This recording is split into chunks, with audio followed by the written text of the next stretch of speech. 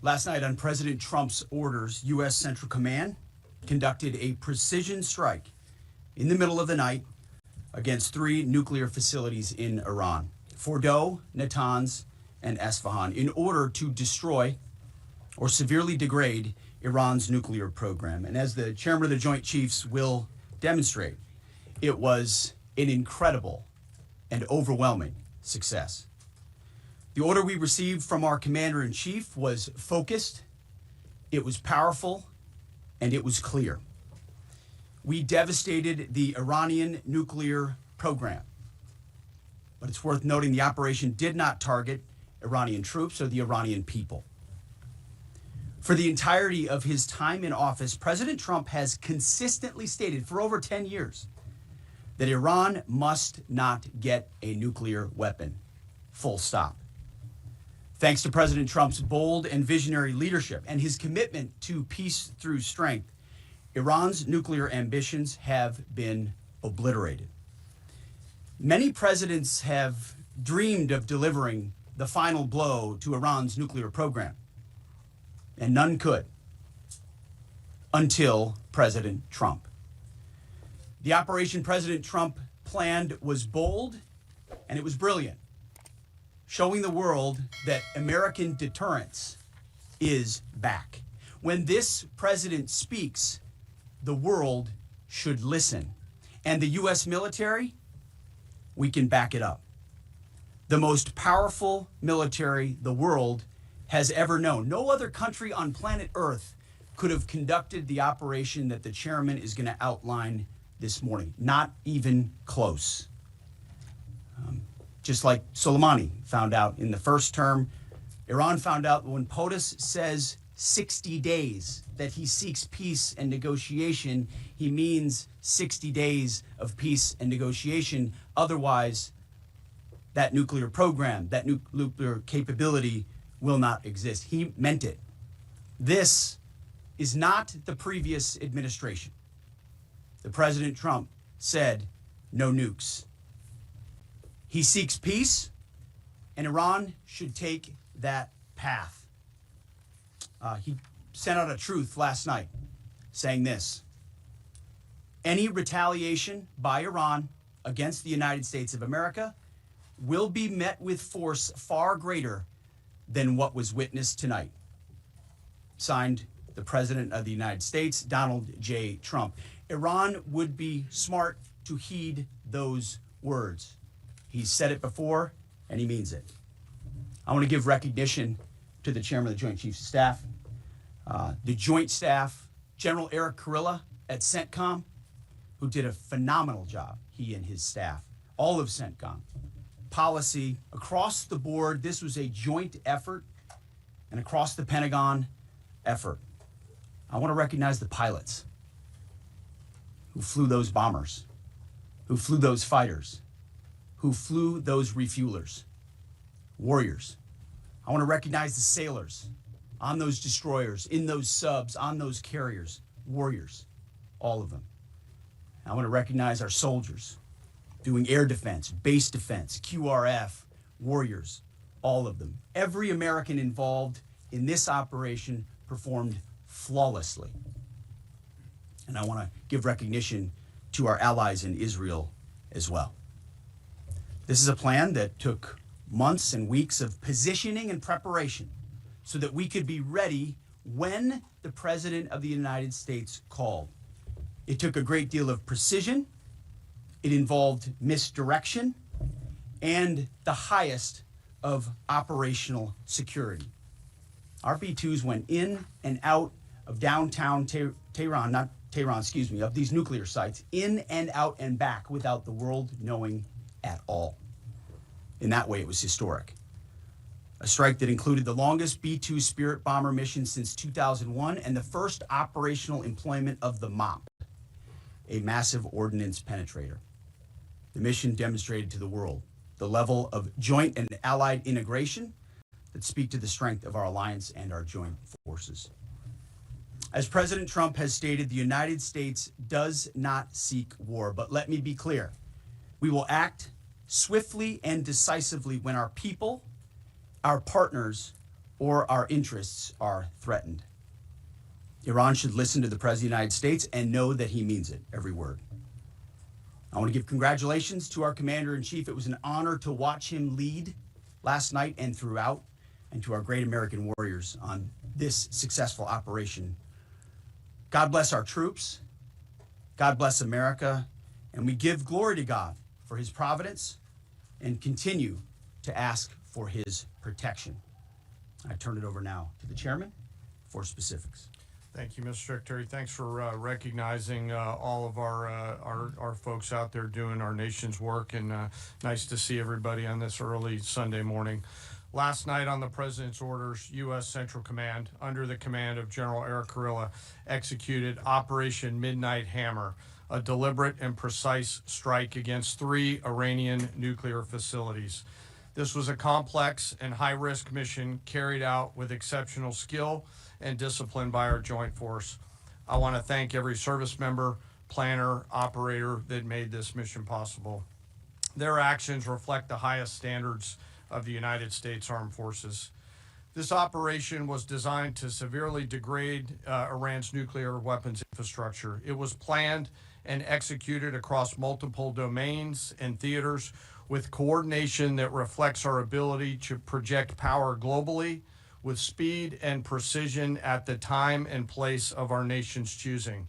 This was a highly classified mission with very few people in Washington knowing the timing or nature of this plan. I'll refer you to the graphic on the side as I walk you through some of the operational details. At midnight Friday into Saturday morning, a large B-2 strike package comprised of bombers launched from the continental United States.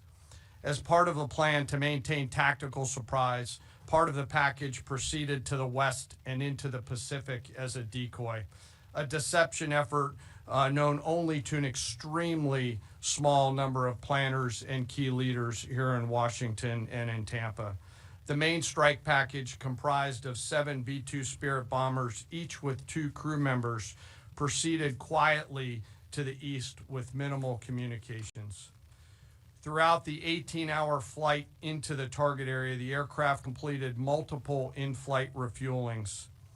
Once over land, the B-2s linked up with escort and support aircraft in a complex, tightly timed maneuver requiring exact synchronization across multiple platforms in a narrow piece of airspace, all done with minimal communications. This type of integration is exactly what our joint force does better than anyone else in the world. At approximately 5 p.m. Eastern Standard Time last night, and just prior to the strike package entering Iran, a U.S. submarine in the Central Command area of responsibility launched more than 24 Tomahawk land attack cruise missiles against key surface infrastructure targets at Esfahan.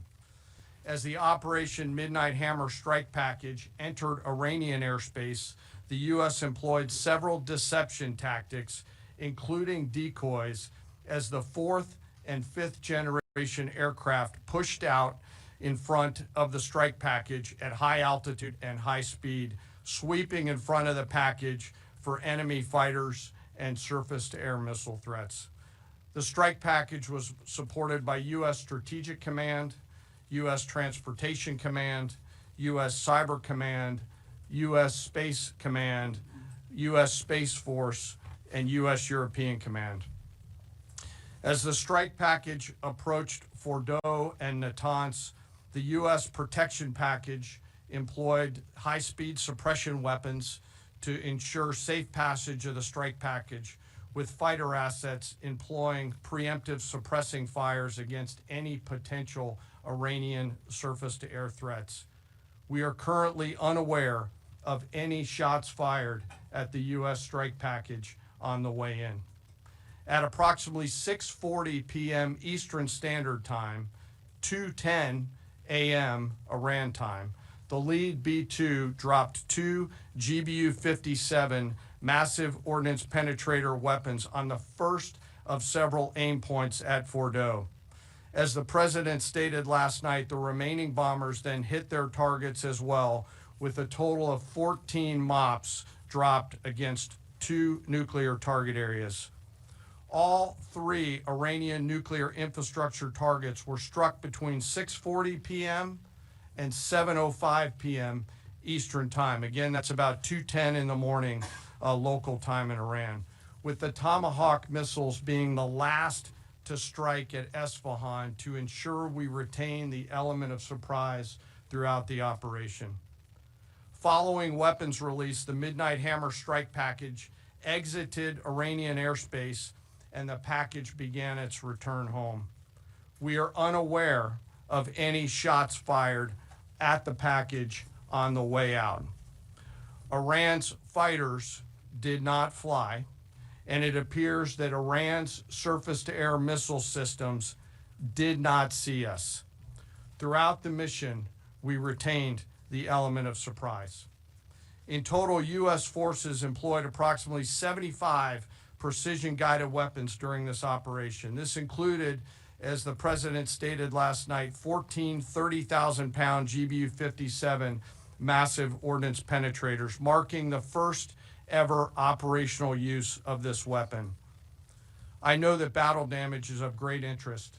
Final battle damage will take some time, but initial battle damage assessments indicate that all 3 sites sustained extremely severe damage and destruction. More than 125 U.S. aircraft participated in this mission, including B-2 stealth bombers, multiple flights of 4th and 5th generation fighters, dozens and dozens of air refueling tankers, a guided missile submarine, and a full array of intelligence, surveillance, and reconnaissance aircraft, as well as hundreds of maintenance and operational professionals. As the Secretary said, this was the largest B-2 operational strike in U.S. history and the second longest B-2 mission ever flown, exceeded only by those in the days following 9/11. Well prior to the strike, General Kurilla elevated force protection measures across the region, especially in Iraq, Syria, and the Gulf. Our forces remain on high alert and are fully postured to respond to any Iranian retaliation or proxy attacks, which would be an incredibly poor choice. We will defend ourselves. The safety of our service members and civilians remains our highest priority. This mission demonstrates the unmatched reach, coordination, and capability of the United States military. In just a matter of weeks, this went from strategic planning to global execution. This operation underscores the unmatched capabilities and global reach of the United States military. As the President clearly said last night, no other military in the world could have done this. I join the President and the Secretary in being incredibly proud of the air crews, naval forces, cyber operators, planners, and support teams, and commanders who made this mission possible. It is their skill, discipline, and teamwork that makes this operation possible. I am particularly proud of our discipline related to operational security, something that was of great concern to the President, the Secretary, General Kurilla, and me, and we will continue to focus on this. As we stand here this morning, many assets are still airborne, and we have hundreds deployed. I ask that we keep our warfighters on their way home and our deployed service member in our thoughts. Our joint force remains ready to defend the United States, our troops, and our interests in the region. Thank you very much.